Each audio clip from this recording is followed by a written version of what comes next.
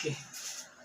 Mayong adlaw mga binati o minahal kong matalumnon. Welcome to my channel. Welcome to Eko TV News, ang channel sa kalambuan sa lungsod sa Matan. Okay guys, adun natay kuan guys, natay concert karong pista. Natay available nga kuan ticket dire sa mayor's office. Ang kuan guys, natay available ha ka na concert niya, pwede mong purchase there sa mayor's office nga kuan niya sa mga negosyante nga ganahan. Today is kuan May 3, 2023 niya sa mga negosyante diay nga ganahan magnegosyo diri sa lungsod sa Matalom. Welcome mong tanan nga mo invest o business diri sa mong lungsod. Ang lungsod sa Matalom nanginahanglan og mga investor nga ganahan magnegosyo diri sa mong lungsod.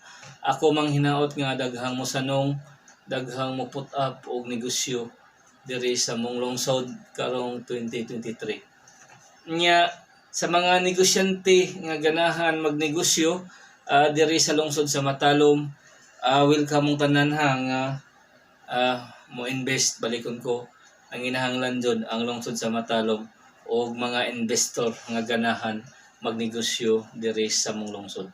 Nya guys, ato gayong ako nang hangyo nga atong suportahan ang ato ang Matalom Boardwalk. Atong ipadayon ang pagsuporta ni ini.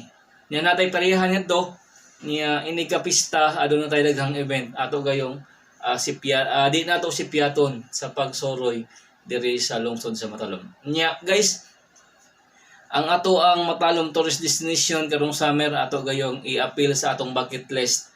Ato gayong di nato sayangan nga masuroy, ma-explore ang lungsod sa Matalom. Nya guys,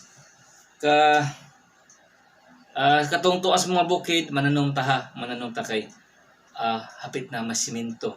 Magampo lang ta nga way mga kakulian, way mga nga ma-realize ni ako mang hinaot nga magtinabang nga jud kanunay alang sa kayuhan sa lungsod sa Matalom ug kalambuan ug kayuhan sa katawhan ug kalambuan sa lungsod sa Matalom. Okay, nya kuan ako mang hinaot nga magtinabang nga jud ta guys para ug alang sa kayuhan ug kalambuan sa lungsod sa Matalom.